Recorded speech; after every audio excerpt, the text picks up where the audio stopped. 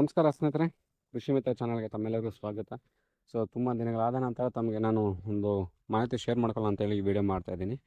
ನೋಡಿ, ತಮಗೆ ಇವಾಗ ತೋರಿಸ್ತಾ ಇರ್ತಕ್ಕಂಥ ಈ ಬೆಳೆ ಬಂದುಬಿಟ್ಟು ಬೀನ್ಸ್. ಸೊ ನಾನು ಬೀನ್ಸ್ ಬಗ್ಗೆ ಮಾಹಿತಿ ಕೊಡೋಣ ಅಂತ ಈ ವಿಡಿಯೋ ಮಾಡ್ತಾಯಿಲ್ಲ. ಮೇಜರಾಗಿ ಬೀನ್ಸ್ ನಾನು ನಾಟಿ ಮಾಡಿರ್ತಕ್ಕಂಥ ಇಲ್ಲಿ ಬಂದಿರತಕ್ಕಂಥ ಸಮಸ್ಯೆ ಬಗ್ಗೆ ನಾನು ತಮ್ಮೆಲ್ಲರಿಗೂ ತಿಳಿಸ್ಕೊಡ್ಲಿಕ್ಕೆ ನಾನು ಸರ್ವೇಸಾಮಾನ್ಯವಾಗಿ ಎಲ್ಲ ಕಡೆಯೂ ಈಗ ಈ ಸಮಸ್ಯೆನ ಕಾಣಿಸ್ಕೊಳ್ತಾ ಇದೆ. ಸೊ ತಾವು ವೀಡಿಯೋದಲ್ಲಿ ನೋಡ್ತಾ ಇರ್ಬೋದು. ಸೊ ಅಲ್ಲಲ್ಲಿ ಕೆಲವೊಂದು ಗ್ಯಾಪ್ಸ್ ಕಾಣಿಸ್ಕೊಳ್ತಾ ಇದ್ದಾವೆ. ಕೆಲವೊಂದು ಕಡೆ ಚೆನ್ನಾಗಿದ್ದಾವೆ, ಕೆಲವೊಂದು ಕಡೆ ಗ್ಯಾಪ್ಸ್ ಕಾಣಿಸ್ಕೊಳ್ತಾ ಇದ್ದಾವೆ. ಅದಕ್ಕೇನು ಸಮಸ್ಯೆ ಅಂತ ನಾನು ನಮಗೆ ಈ ವಿಡಿಯೋದಲ್ಲಿ ತಿಳಿಸ್ಕೊಡ್ತೀನಿ. ನೋಡಿ, ಈ ಬೀನ್ಸ್ ಅನ್ನೋದೇ ಅಲ್ಲ, ಬೇರೆ ಏನೇ ಕ್ರಾಪ್ ತೊಗೊಳ್ಳಿ ನೀವು, ಮಲ್ಚಿಂಗ್ ಪೇಪರಲ್ಲಿ ನಾಟಿ ಮಾಡುವಂತಹ ಯಾವುದೇ ಬೆಳೆ ಆಗಿರ್ಬೋದು, ಒಂದು ಟೊಮೊಟೊ ಆಗಿರ್ಬೋದು, ಇಲ್ಲ ಬದನೆ ಆಗಿರ್ಬೋದು, ಒಂದು ಹೂವಿನ ಸಸ್ಯ ಆಗಿರ್ಬೋದು, ಬೇರೆ ಏನೇ ತಗೊಳ್ಳಿ, ಸೆಕೆಂಡ್ ಬೆಡ್ಡಲ್ಲಿ ನಾವೇನು ಅಂದರೆ ಎರಡನೇ ಏನು ಬೆಳೆನ ತೊಗೋಬೇಕಂತ ಆಲ್ರೆಡಿ ಇಟ್ಟಿರ್ತಕ್ಕಂತಹ ಒಂದು ಮಲ್ಚಿಂಗ್ ಪೇಪರ್ ಹಾಕಿರ್ತಕ್ಕಂಥ ಬೆಡ್ಡಲ್ಲೇ ನಾವು ಇಟ್ಕೋಬೇಕು ಅನ್ನೋದು ಕೆಲವೊಂದು ರೈತರ ಆಲೋಚನೆ ಮಾಡ್ತಾರೆ. ಯಾಕಂದರೆ ಅದಕ್ಕೆ ಹಾಕುವಂಥ ಖರ್ಚು ಮತ್ತು ಲೇಬರ್ಸ್ ಏನು ಖರ್ಚೆಲ್ಲ ಉಳಿತಾಯ ಆಗುತ್ತೆ. ಸೊ ಮೇಂಟೆನೆನ್ಸ್ ಮಾಡ್ಕೋಬೋದು, ಆರಾಮಾಗಿ ಒಳ್ಳೆ ಬೆಳೆ ತೊಗೋಬೇಕಂತ ಒಂದು ಆಲೋಚನೆಯಿಂದ ಅವರು ಸೆಕೆಂಡ್ ಕ್ರಾಪ್ನ ಅದೇ ಬೆಡ್ಡಲ್ಲೇ ಪ್ಲಾಂಟೇಶನ್ ಮಾಡ್ಕೊಳ್ತಾರೆ. ಬಟ್ ಅಲ್ಲಿಂದನೇ ತಮಗೆ ಕೆಲವೊಂದು ಸಮಸ್ಯೆಗಳು ಕಾಣಿಸ್ಕೊಳ್ತವೆ. ನೋಡಿ, ಬೀಜ ಇಡುವಾಗಿಂದ ಮೊಳಕೆ ಬಂದು ಅದು ಒಂದು 4-5 ಎಲೆಗಳು ಹಾಕುವವರೆಗೂ ಸ್ವಲ್ಪ ಸಮಸ್ಯೆಗಳು ಕಾಣಿಸ್ಕೊಳ್ತಾ ಇರ್ತವೆ. ಸೊ ಅದೇ ರೀತಿ ಒಂದು ಮೇಜರಾಗಿ ಕಾಣಿಸ್ಕೊಳ್ಳುವಂಥ ಸಮಸ್ಯೆ ಏನಂದರೆ, ಒಂದು ಕಾಂಡದ ಹತ್ರ ಆ ಸಸಿ ಕಟ್ಟಾಗಿ ಕೆಳಗಡೆ ಬಿದ್ದು ಸತ್ತೋಗೋದು. ಸೊ ಇದು ಸರ್ವೇಸಾಮಾನ್ಯವಾಗಿ ಯಾರಿಗೂ ಏನಾಗ್ತಿದೆ ಅಂತಲೂ ಗೊತ್ತಾಗಲ್ಲ. ಕೆಲವ್ರಿಗೆ ಐಡಿಯಾ ಇದೆ, ಅದರ ಮುಖಾಂತರ ಅವರು ಅದಕ್ಕೆ ಏನು ಬೇಕೋ ಅದು ಪರಿಹಾರ ಅನ್ನೋದು ಖಂಡಿತ ಮಾಡ್ಕೊಳ್ತಾರೆ. ಇನ್ನು ಕೆಲವ್ರಿಗೆ ಅದು ಯಾವುದರಿಂದ ಪ್ರಾಬ್ಲಮ್ ಆಗ್ತಿದೆ, ಯಾವ ಹುಳದಿಂದ ಈ ಥರ ಕಾಂಡ ಕಟ್ಟಾಗಿ ಕೆಳಗಡೆ ಬಿದ್ದೋಗಿ ಸತ್ತೋಗ್ತಿದೆ ಅನ್ನೋದೊಂದು ಕೆಲವರಿಗೆ ತುಂಬ ಆಲೋಚನೆಯಾಗಿ ಉಳಿದೋಗುತ್ತೆ. ಅದರ ಜೊತೆಗೆ ಕೆಲವರ ಪರಿಸ್ಥಿತಿ ಹೆಂಗಿದೆ ಅಂದರೆ, ಸೊ ಮಿಸ್ಗೈಡೆನ್ಸ್ ಆಗೋಗುತ್ತೆ. ಸೊ ನೋಡಿ, ಇರುವೆಗಳು ಹೊಡಿತಾ ಇರ್ಬೋದು, ಇಲ್ಲ ಬೇರಿನ ಹುಳ ಹೊಡಿತಾ ಇರ್ಬೋದು. ಸೊ ಅದಕ್ಕೆ ಈ ಥರ ಏನು ಕಾಂಡದ ಹತ್ರ ಕಟ್ಟಾಗಿ ಬಿದ್ದೋಗಿ ಸತ್ತೋಗ್ತದೆ. ಸೊ ಇದಕ್ಕೆ ಈ ಥರ ಕೆಮಿಕಲನ್ನು ನೀವು ಡ್ರಿಪ್ ಮುಖಾಂತರ ಬಿಟ್ಬಿಡಿ ಅಂತಾರೆ. ಫಾರ್ ಎಕ್ಸಾಂಪಲ್ಲು ಕ್ಲೋರೋಪೆರಿಬಸ್ ಆಗಿರ್ಬೋದು, ಇಲ್ಲ ಮೊನೊಕ್ರೋಟೋಪಸ್ ಆಗಿರ್ಬೋದು, ಇನ್ನು ಅದಕ್ಕೆ ಮತ್ತು ಥೈಮೋಡಾಕ್ಸಮ್ ಆಗಿರ್ಬೋದು. ಈ ಥರ ಕೆಲವೊಂದು ಕೆಮಿಕಲ್ಸನ್ನು ಅವ್ರಿಗೆ ಗೊತ್ತಿರೋ ಪ್ರಕಾರ ಅವರು ಏನು ಅಡ್ವೈಸ್ ಮಾಡ್ತಾರೆ. ಅದನ್ನು ರೈತರು ಸಹ ಕೆಲವರು ಅದನ್ನು ಅವ್ರು ಹೇಳಿರ್ತಕ್ಕಂಥದ್ದು ಮೇ ಬಿ ಇರ್ಬೋದು ಅಂತ ಹೇಳ್ಬಿಟ್ಟು ಅದನ್ನು ಸಹ ಅವರು ಫಾಲೋ ಮಾಡ್ತಾರೆ. ಬಟ್ ಆದರೂ ಸಹ ರಿಸಲ್ಟ್ ಸಿಗೋಲ್ಲ, ಮತ್ತೆ ಅಲ್ಲಲ್ಲೇ ಕಾಣಿಸ್ಕೊಳ್ತಾ ಇರ್ತಾರೆ. ಸೊ ನೀವು ಈ ಥರ ಇಲ್ಲಿ ಈ ಬೆಲೆಯಲ್ಲಿ ತಾವು ಗಮನಿಸ್ತಾ ಇರ್ಬೋದು. ನೋಡಿ, ಗಿಡಗಳು ಅಲ್ಲಲ್ಲೇ ಗ್ಯಾಪ್ಗಳು ಕಾಣಿಸ್ತಾ ಇದ್ದಾವೆ. ಸೊ ಇದಕ್ಕೆ ಕಾರಣ ಬಂದುಬಿಟ್ಟು ಸ್ನೈಲ್ಸ್ ಅಂತ ಕರಿತೀವಿ. ಅಂದರೆ ಕನ್ನಡದಲ್ಲಿ ಹೇಳಬೇಕಂದ್ರೆ ಬಸವನ ಹುಳುಗಳು. ಸೊ ಬಸವನ ಹುಳುಗಳು ಅಂತ ನಾವೇನು ಕರಿತೀವಿ, ಕೆಲವೊಂದು ಭಾಗದಲ್ಲಿ ಅವ್ರದ್ದೇ ಆದಂತಹ ಒಂದು ಲ್ಯಾಂಗ್ವೇಜಲ್ಲಿ ಅದಕ್ಕೆ ಒಂದು ಕೆಲವೊಂದು ಹೆಸರುಗಳನ್ನು ಇಟ್ಕೊಂಡಿರ್ತಾರೆ. ಸೊ ನಿಮ್ಮ ಏರಿಯಾದಲ್ಲಿ ಅದನ್ನು ಏನಂತ ಕರೀತಾರೆ ದಯವಿಟ್ಟು ಕಾಮೆಂಟ್ ಮಾಡಿ.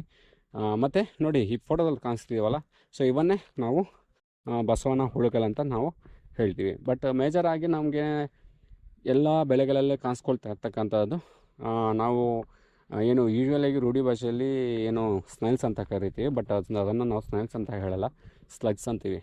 ಉದ್ದಕ್ಕೆ ಚಪ್ಪಟೆಯಾಗಿ ಕಾಣ್ತಕ್ಕಂಥವು ಸ್ಲಗ್ಸ್ ಅಂತ ಕರಿತೀವಿ. ಅದರಲ್ಲೇ ಎರಡನೇ ವರ್ಗಕ್ಕೆ ಸೇರ್ತಕ್ಕಂಥದ್ದು ಸ್ನೈಲ್ಸ್. ಮೇಲ್ಗಡೆ ಅದರ ಬಾಡಿ ಮೇಲ್ಗಡೆ ಶಂಕ್ ಅನ್ನೋದು ಹೊಂದಿರ್ತದೆ.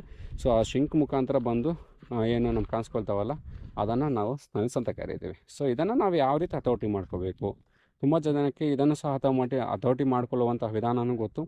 ಮತ್ತು ಇನ್ನೊಂದು ಕೆಲವರು ಜನಕ್ಕೆ ಹತೋಟಿ ಮಾಡಿಕೊಳ್ಳುವ ವಿಧಾನ ಗೊತ್ತಿದ್ದರೂ ಸಹ ಎಲ್ಲೋ ಒಂದು ಕಡೆ ಎಡುತ್ತಾ ಇದ್ದಾರೆ. ಸೊ ಅದು ಯಾಕೆ ಆ ಥರ ಆಗ್ತಿದೆ, ಇದನ್ನು ಯಾವ ರೀತಿ ನಾವು ನಿವಾರಣೆ ಮಾಡ್ಕೋಬೇಕಂತ ನಾನು ಈ ವಿಡಿಯೋದಲ್ಲಿ ತಮ್ಮೆಲ್ಲರೂ ತಿಳಿಸ್ಕೊಡ್ತೀನಿ. ಸೊ ನಾರ್ಮಲಾಗಿ ಕೆಲವರು ಗೊತ್ತಿರ್ತಕ್ಕಂಥದ್ದು ನೋಡಿ, ಇದು PI ಕಂಪ್ನಿ ಕಡೆಯಿಂದ ಏನು ಇಂಟ್ರೊಡ್ಯೂಸ್ ಮಾಡಿರ್ತಕ್ಕಂತಹ ಒಂದು ಸ್ನೈಲ್ ಕಿಲ್ ಅಂತ ಇದನ್ನು ಹೆಸರು ಇಟ್ಟಿದ್ದಾರೆ. ಸೊ ಮೆಟಲಾಡಿಹೈಡ್ ಅನ್ನೋ ಒಂದು ಕೆಮಿಕಲಿಂದ ಇದನ್ನು ಟ್ರೀಟ್ಮೆಂಟ್ ಮಾಡಿರ್ತಕ್ಕಂಥದ್ದು. ಸೊ ಯೂಶ್ವಲಾಗಿ ತುಂಬ ರೈತರಿಗೆ ಇದರ ಬಗ್ಗೆ ಮಾಹಿತಿ ಇದೆ. ಇದನ್ನು ಆಲ್ರೆಡಿ ಕೆಲವರು ಯೂಸ್ ಮಾಡಿದ್ದಾರೆ. ಇನ್ನು ಕೆಲವರು ಇದನ್ನು ಯೂಸ್ ಮಾಡಿದ್ರು ಸಹ ಯಾವುದೇ ರೀತಿಯಾದಂಥ ಪರಿಷ್ಕಾರ ಸಿಕ್ಕಿಲ್ಲ, ನಮಗೆ ಅದರ ರಿಸಲ್ಟ್ ಇಲ್ಲ ಅಂತ ಹೇಳ್ಬಿಟ್ಟು ಕೆಲವರು ಏನು ಇದ್ರ ಮೇಲೆ ಸಂದೇಹ ಸಹ ವ್ಯಕ್ತಪಡಿಸ್ತಾ ಇದ್ದಾರೆ. ಬಟ್ ಇದನ್ನು ಯಾವ ರೀತಿ ಯೂಸ್ ಮಾಡಬೇಕು, ಯಾವ ಥರ ಯೂಸ್ ಮಾಡಿದ್ರೆ ಅದರಿಂದ ನಮಗೆ ರಿಸಲ್ಟ್ ಸಿಗುತ್ತೆ, ಇದನ್ನು ಯಾವ ಥರ ನಾವು ಬೆಳೆಗಳಲ್ಲಿ ಸಿಂಪಡಣೆ ಮಾಡ್ಕೋಬೇಕಿಲ್ಲ, ಸ್ನೈಲ್ ಸಿಗೋ ಥರ ಅದನ್ನು ನಾವು ಏನು ಅಲ್ಲಲ್ಲಿ ಹಾಕಬೇಕಾಗುತ್ತೆ ಅನ್ನೋದನ್ನು ನಾನು ಈ ವಿಡಿಯೋದಲ್ಲಿ ತೋರಿಸ್ಕೊಳ್ತೀನಿ. ಮೇಜರಾಗಿ ಈ ಸ್ನೈಲ್ಸನ್ನು ನಾವು ಹಗಲಲ್ಲಿ ಕಾಣಿಸ್ಕೊಳ್ಳಲ್ಲ.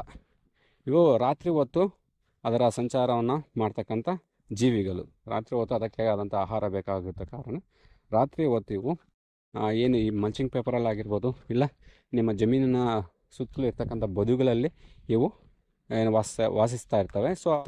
ಸೊ ಅವನ್ನು ಹತೋಟಿ ಮಾಡ್ಕೋಬೇಕಂದ್ರೆ ಈ ಸ್ನೈಲ್ ಕಿಲ್ಲರನ್ನು ಸಹ ತಾವು ಯೂಸ್ ಮಾಡ್ಕೋಬೋದು. ಬಟ್ ಅದನ್ನು ಯಾವ ರೀತಿ ಯೂಸ್ ಮಾಡಬೇಕಂತ ನಾನು ತಿಳಿಸ್ಕೊಡ್ತೀನಿ.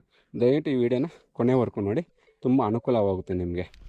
ನೋಡಿ, ನಾನು ಆವಾಗಲೇ ತಮಗೆ ಹೇಳಿರ್ತಕ್ಕಂಥ ಪ್ರಾಡಕ್ಟ್ ಸ್ನೈಲ್ ಕಿಲ್ ಅಂತ ಹೇಳ್ಬಿಟ್ಟು ಮೆಟಲಾಡಿಹೈಡಿಂದ ಇದನ್ನು ಟ್ರೀಟ್ಮೆಂಟ್ ಮಾಡಿರ್ತಕ್ಕಂಥದ್ದು.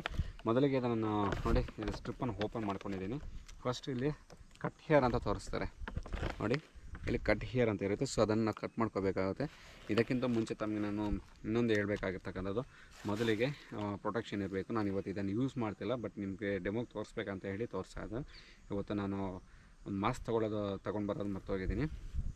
ಯಾಕೆ ಮಾಸ್ಕ್ ತೊಗೋಬೇಕು ಅನ್ನೋದನ್ನು ನಾನು ಹೇಳ್ತೀನಿ. ನೋಡಿ, ಇದರಲ್ಲಿ ಈ ಪ್ರಾಡಕ್ಟನ್ನು ನಾವು ಯೂಸ್ ಮಾಡುವಾಗ ನಾವು ಏನಾದರೂ ಇನ್ಹೇಲ್ ಅಂದರೆ ಸ್ಮೆಲ್ ಒಳಗಡೆ ತೊಗೊಂಡಿದ್ದೆ ಅಂದರೆ ಒಂಥರ ನರ್ವಸ್ ಸಿಸ್ಟಮ್ ಏನೋ ಒಂಥರ ಡಿಸ್ಟರ್ಬ್ ಆದಂಗೆ ಒಂಥರ ಏನೋ ಒಂದು ಫೀಲ್ ಆಗೋಗುತ್ತೆ. ಸೊ ನಮ್ಗೆ ಅಷ್ಟೊಂದು ಸಮಸ್ಯೆ ಯಾಕೆ, ಮಾಸ್ಕ್ ಹಾಕ್ಕೊಂಡ್ರೆ ಯಾವುದೇ ಸಮಸ್ಯೆ ನಮಗಿರಲ್ಲ. ಸೊ ಅದಕ್ಕೆ ಇದನ್ನು ಮಾಸ್ಕ್ ಹಾಕ್ಕೊಂಡು ಯೂಸ್ ಮಾಡಬೇಕು. ಜೊತೆಗೆ ಗ್ಲೌಸ್ ತೊಗೋಬೇಕು. ನೋಡಿ, ನಾನು ಗ್ಲೌಸ್ ತೊಗೊಂಡಿದ್ದೀನಿ, ತಮ್ಮ ತೋರಿಸ್ಬೇಕಂತ ಹೇಳಿ ಗ್ಲೌಸ್ ನಾನು ಇಲ್ಲೇ ತೊಗೊಂಡೆ. ಇದು ಅಮೆಝಾನಲ್ಲಿ ಪರ್ಚೇಸ್ ಮಾಡಿರ್ತಕ್ಕಂಥದ್ದು. ಒಂದು 10 ಪೇರ್ಗೆ 350 ಸಮಥಿಂಗ್ ಏನೋ ಇರಬೇಕು, ಮರ್ತೋಗಿದ್ದೀನಿ. ಸೊ ನೀವು ಚೆಕ್ ಮಾಡಿ ಪರ್ಚೇಸ್ ಮಾಡ್ಕೊಳ್ಳಿ. ಸೊ ನೋಡಿ, ಕಟ್ಟಿಯರ್ ಅಂತ ಇರುತ್ತಲ್ಲ, ಇಲ್ಲಿ ಕಟ್ಟಿಯರ್ ಅಂತ ಇದನ್ನು ಓಪನ್ ಮಾಡಿದ ತಕ್ಷಣವೇ ಒಳಗಡೆ ಇನ್ನೊಂದು ಸ್ಟ್ರಿಪ್ ಇರುತ್ತೆ. ಸೊ ಅದನ್ನು ಸಹ ಇದನ್ನು ಓಪನ್ ಮಾಡ್ಕೊಳ್ಳಿ. ಸೊ ನೋಡಿ, ಸ್ಟ್ರಿಪ್ ಇರುತ್ತೆ, ಓಪನ್ ಮಾಡ್ಕೊಳ್ಳಿ. ಇಲ್ಲಿ ಒಳಗಡೆ ಇದು ಚಕ್ಲಿ ಥರ ಇದು ಒಳಗಡೆ ಕೋಡಬೆಲೆ ಏನಾದ್ರು ಇರ್ತಿಲ್ಲ, ತಿಂತೀವಲ್ಲ ಕೋಡಬೆಲೆ, ಹಾಗಂತ ತಿನ್ನಬೇಡಿ. ಸೊ ಕೋಡಬೆಲೆ ಥರ ಚಾಕ್ಪೀಸ್ ಥರ ಸೊ ಇದು ಎಕ್ಸಾಂಪಲ್ ಚೆನ್ನಾಗಿರುತ್ತೆ, ಚಾಕ್ಪೀಸ್ ಥರ ಇರುತ್ತೆ. ಸೊ ಇದನ್ನು ಸ್ಮೆಲ್ಲೇ ಒಂಥರ ಕಾಣಿಸುತ್ತೆ. ಇದನ್ನು ಏನು ಮಾಡಬೇಕಂದ್ರೆ,